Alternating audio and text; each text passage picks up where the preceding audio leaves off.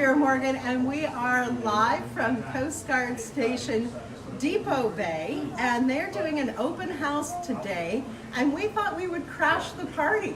So I'm here with Joe. Joe, tell us a little bit about what you guys are doing today. Okay, my name is Joe Workman. I'm a boatmate in the United States Coast Guard, PM3 for exact, E4 if anybody knows what that is. Today is just an open house for appreciation of the support of the city of Depoe Bay.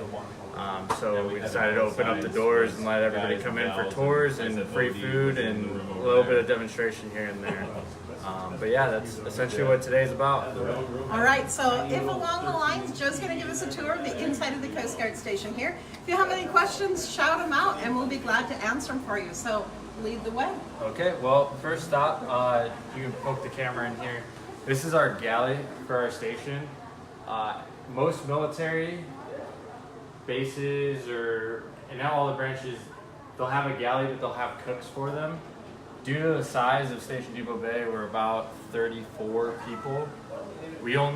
Everybody has to cook for themselves. We don't have an actual cook on board, so we get an allowance for food. And when we come on duty, everybody brings their own food, or we plan around that, and then we'll make our own meals here in the galley. And this is my granddaughter Kenzie. It's okay. Who's here for the tour today too. Say hi. But yeah, so that's the first stop, and then while we're here, there's two berthing rooms right behind us. What is that? So those are the duty rooms. Anybody that's here currently standing duty, if they are on the first boat to respond to something or the watchstander, they'll stay here on board. So we can house up to 10 people. 2 of the beds are reserved for females only, so they have their own berthing room. The officer of the day, the person that kind of runs the day-to-day operations, they have their own room with 1 extra bed for their engineer or another boat driver. It's usually a boat driver that does it. And then we have the crew berthing, which is in the back corner here, that houses 6 people. So usually on a given day, we'll have 5 to 7 people on board. As for the rest of the crew, of the 34, it's about 15 and 15 that actually stand duty, and it's split into 2 sections, port and starboard. Right now, starboard's on duty. It's a 48 on, 48 off, 2 on, or 2 on, 2 off with sliding weekends. So right now, it's our weekend to work. So we came on duty yesterday at 8 a.m. and we'll work until Monday at 8 a.m. and then the other section will come in and swap with us. So of those 15 people, we have 2 boat crews set up, comprised of 1 boat driver, 1 engineer, and 2 crew members. The first boat to respond, like I was saying, will stay on board here, and the second boat will, if we don't have enough room, they're allowed to go home if they live within 15 minutes of the station on recall. So that's about how it's set up. From time to time, we do get full on rack space because we don't have a very big facility here. So. All right, so let's take the group and continue our tour. So as we come down the hallway, these are all like historic pictures of Depoe Bay and the Coast Guard being here. Back here is the people in charge's area for changing out and their bathroom. Other than that, we can walk up here real quick. Look, Kenzie. Yeah, no, too big for that. You're too big.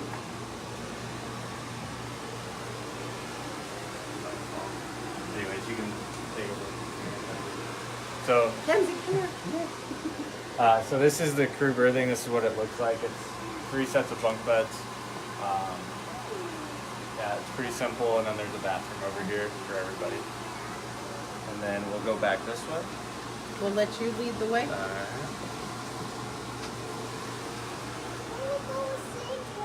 Yeah, we're gonna go.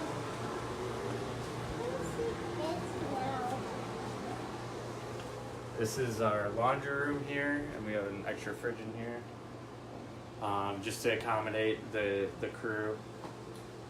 And then the offices here are the guy in charge's office, and then the second in command is his office is right across from him.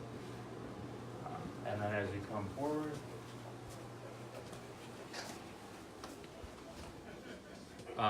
this is the entryway with we have a bunch of models of historic Coast Guard boats and everything over here. And then on the other side of this wall is actually the communication center, which can't show on the Facebook Live, but it's where where they're listening to the radios.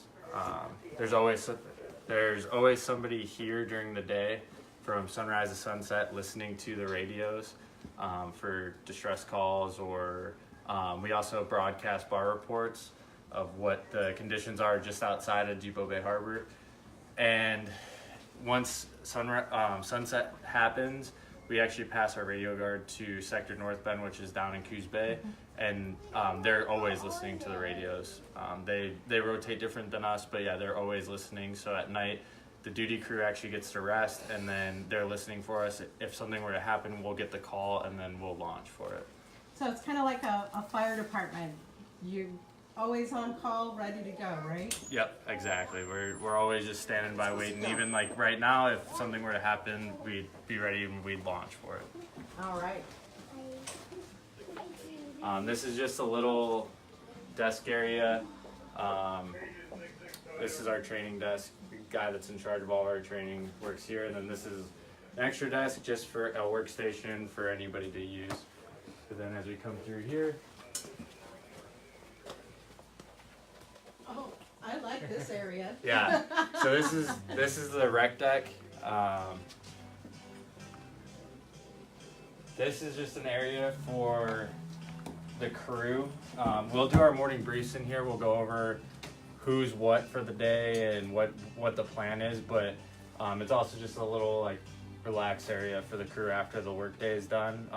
At night we hang out in here and watch movies and things like that. And then right now they're playing a video of previous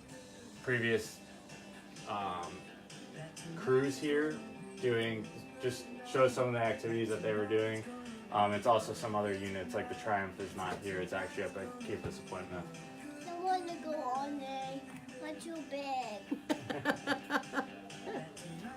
So yeah, and then we can head out to the boats. Yeah.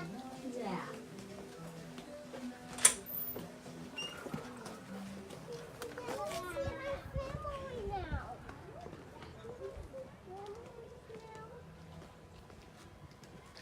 All right. So we're gonna hand off Kenzie and Grandpa and Daddy, and we're gonna go over to the boats and go check that out. All right, so yeah, we'll walk across. Toys and a bed.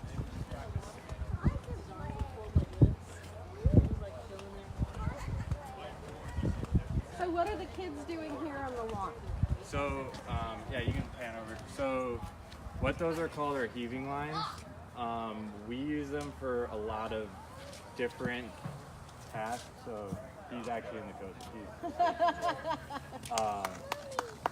Right now, the demonstration that they're kind of doing is they're using two of them, and then this is a man overboard dummy here in the grass. So if it's a conscious person in the water, the goal is to cross the lines behind them, so that when you start pulling them in, it comes right to the person they can grab on, and then we can pull them to the boat. But the heaving line is used for that purpose, and then also when we go out to tow a boat, we'll hook up the end of it to our tow line, and we'll pull up close to the other boat and we'll throw it across, and that's just a way to transfer the gear across to the other boat without having to like try and get right on top of them. So it's a very useful tool, and then it takes a good amount of practice to get efficient at it.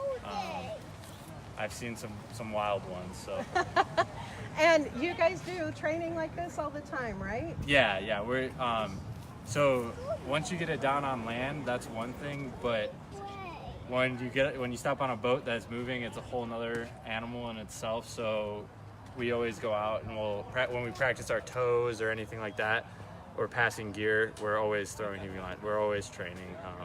We train a lot here. So. And if you come through Depoe Bay, then you get an opportunity to see these guys out in the ocean right outside of Depoe Bay. We've gotten some shots of that before, and it's really exciting to watch. As long as there's not an actual emergency, it's fun to watch the trainings. All right, lead on. All right. So we'll go to the inside, but we have two 47-foot motor lifeboats here. This outside one, you can see all the antennas are up on it. That is because of the outside pier, it allows us to do that. The inside, we can't have the antennas up because of the roof. The ceiling is too low, so that's considered the ready boat. So it cuts down launch time by probably like 5 minutes, just because as soon as we do launch from the inside, we have to stop and put up all the antennas. So it just makes everything quicker and more efficient. So that's considered the ready boat. But we'll go inside the boathouse, show you that, and then we'll show you the inside boat. All right.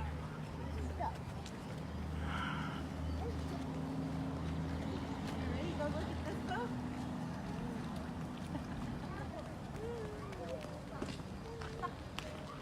For someone who didn't want to see the boat, she's excited.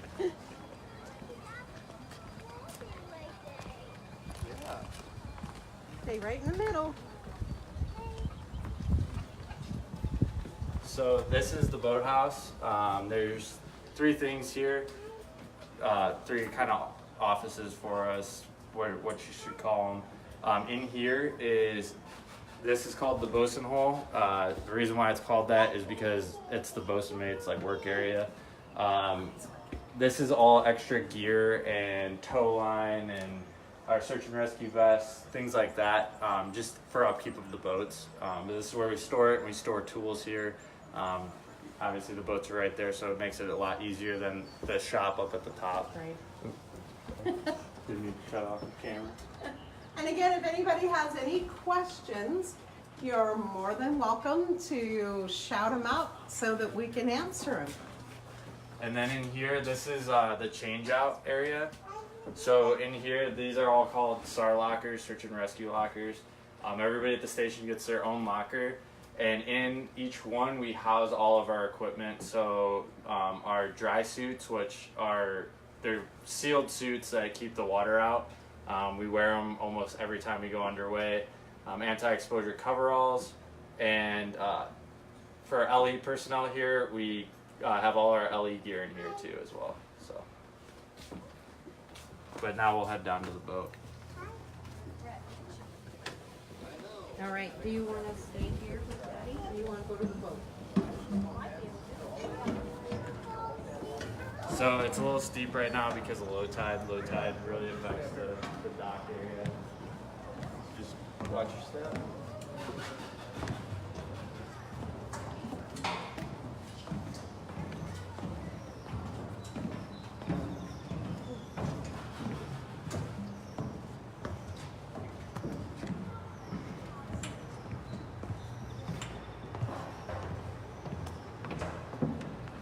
Alrighty, so this is a 47-foot motor lifeboat. They were designed for heavy weather and surf conditions. That's why you'll see them up and down the Oregon coast, Washington, some in California and some on the East Coast. But yeah, that's what they were mainly designed to do. This is a surf unit, so we actually go into breaking seas, and this boat is designed to be able to take that. Like I said, it's 47 feet long. It is self-righting, so it has self-righting capabilities. So does that mean if it rolls in the surf, it'll come right back up? What about you guys? How does that work? Do you have self-righting I'll show you once we get on the boat too. So it is designed to roll over. So if it does get flipped upside down, it will flip itself back. And I don't think there's been a case where it hasn't done that. As for the crew, when we're in these conditions, we're wearing something called a heavy weather belt. And what that does is it goes around your waist, but then you have two lines coming off it with clips. And we actually clip into the boat. They're designed just to keep you on the boat. They're not going to keep you in place. You're still going to go for the ride. It takes about 12 seconds for the boat to self-right itself.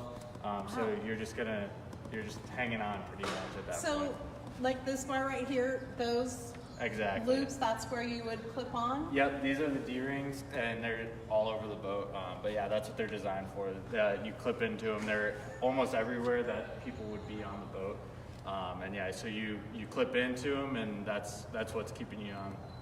And like even in the recess here, so if we have to put people down in the recess, this is where we'll pick up like people in the water. This is the lowest spot in the boat, so in those conditions, if we have to put somebody in here, they're down here to keep them in. So but yeah, we can go on board.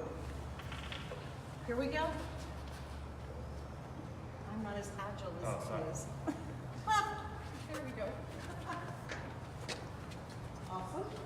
So how does this boat compare like to the Victory at Depoe Bay? So the Victory, that's an older surf boat. I don't remember the year that those 52s That were. was going to be on the test. Yeah. Unfortunately, we don't have one here. I think there's only 4 in the Coast Guard. And yeah, so it's an older surf boat. It's definitely an older boat. It's a very nice boat. They upkeep them very well if you ever get a chance to see them. But they're still working boats. They are very good at they can tow a lot of weight. Whereas this is kind of like a newer model of a surf boat. Whereas that one still functions. I don't think it doesn't go nearly as fast. I know that, but this is just a more modern, updated version. So if you go to a unit like Newport, you'll see they use both of them. They use them just for different tasks. But yeah, so here we are on the back deck. This is where most of the work gets done in terms of towing other boats. So do you have to do that quite a bit because of the small harbor and the conditions here? Do you mean Like towing other vessels in? We do get cases of towing vessels into here. A lot of our usual tows are going to be smaller wreck boats, whereas the bigger fishing fleet that we'll get from time to time, they're usually out of Newport, so we'll tow them down by there. And a lot of times Newport will meet us out there, and they'll take it the rest of the way. But yeah, so this is where most of the towing happens, all the towing happens. This is the tow bit, so this is what the tow line will run through over to the other boat, and then we'll make it off and to keep it at whatever length we want. Inside of these boxes, the first one we have a firefighting hose. That's just for fire suppression. In the middle we have tow gear, which is things like bridles and other things that we use to actually tow the boat, and we'll hook it to the end of the tow line to preserve the tow line. And then in the end, we have drogues and some heavy weather heaving lines like you saw before. These are just heavy duty designed for heavier weather, higher winds, stuff like that. And the drogues, essentially what those are, they're like sea parachutes.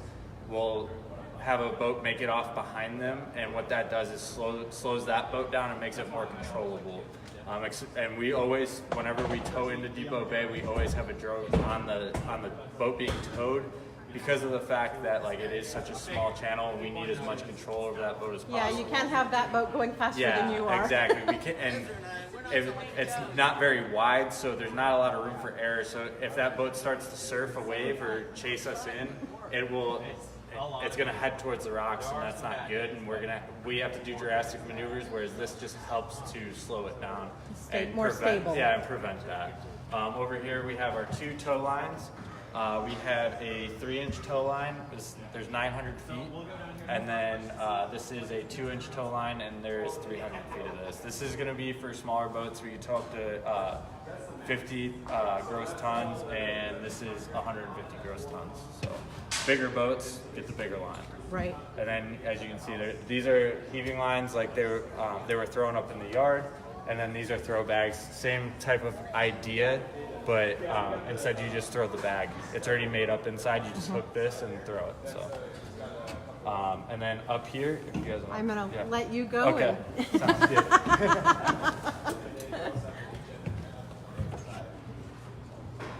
Up here, this is called the open bridge. This is where we operate almost 100% of the time, just because of the fact that it is open. You get 100 or 360 degree view field, so it's just way better to drive from. We do have an enclosed bridge in here. The visibility isn't as good. That's mainly used for long transits from long distances, basically. All the other like applications, search and rescue, training, anything like that, we'll drive from up here. You can actually drive from both sides. This is the main steering and throttle station, but depending on how we have to approach a vessel based on how it's sitting, we can drive from this side. So that's the difference with the two. And then obviously we have all our radios and electronics. Climb on down. Now above and now below. Yeah. Down in here.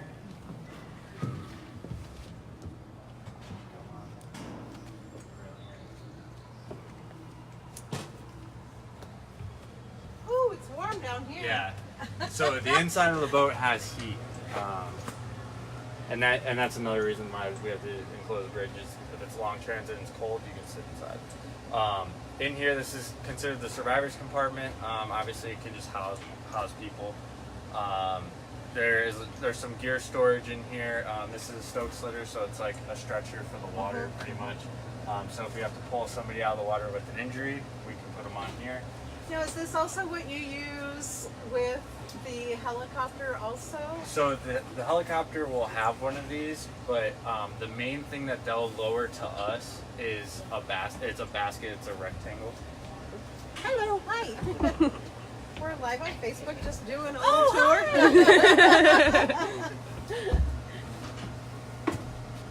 Oh, here's our future. Yep. We have this right.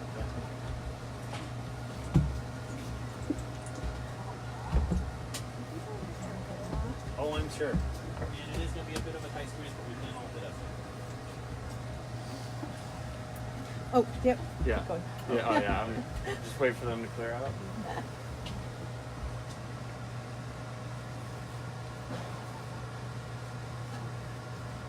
So I noticed there's like you offer You can get like in the is chairs, that too. coffee and stuff there too, just so- in case that's needed, or So this is 5 gallons of water. We keep that on as a standard boat outfit thing, and we just keep it on board. So long trips, we have water. These are just hot cups. It's just for warm water or anything Okay. like that.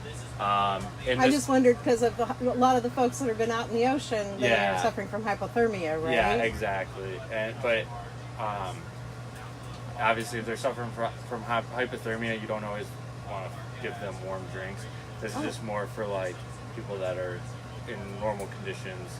Also, under my feet here, we have MREs, which are meals ready to eat, and that's for if we have to pick people up and normal conditions they could eat, we'd have that. Or if the crew doesn't have food and we're out there for a long period of time, I've been on a 10-hour case and we didn't have any food, so we broke into them. Well, because it's important for you guys to also stay in shape and be Yeah. mentally aware. And you're the rescuers. You can't be the ones going, "Oh, I'm just too tired. Sorry, dude." Yeah, exactly. But yeah, so stoke slitter, and then this is the swimmer kit. So if we have to deploy a swimmer from the boat, it's got a tending line and a harness for them to wear, and then fins and a mask so they can, if there's somebody in the water and we can't get to them, but they can swim out and get them, we could do that.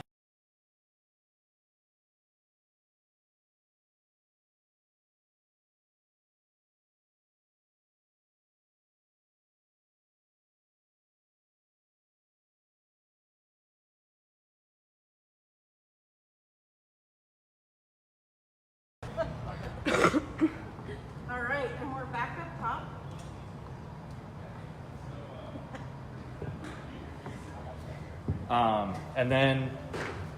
But that was mainly it. No, you're fine. And the forward compartment and the auxiliary compartment that you saw the people coming out of, that's where all the main electronics on the boat are all hooked up, the breaker panels, things like that. Underneath our feet, which we didn't poke the camera in there, but that's where the engines are. They're 2 Detroit diesel engines. They're 435 brake horsepower apiece, so they got a good amount of power to them. But yeah, that's basically what you didn't see underneath us, the whole power of the boat. All right. So Joe, is there anything else that you want to describe about Coast Guard Station Depoe Bay and the wonderful work that you do and the support you get from this amazing community? Yeah, we can't thank the city of Depoe Bay enough. They're 100% supportive of us. It's a great community to work in. Other than that, like, we're here 24/7. We're always ready to respond. We're always standing by. So if you guys need us, just let us know. All right. Thank you so much for the wonderful tour, and thank you for the work that you do. Thank you.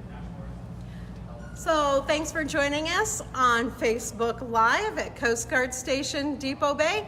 I'm Kira Morgan for Pacific Northwest News and Entertainment.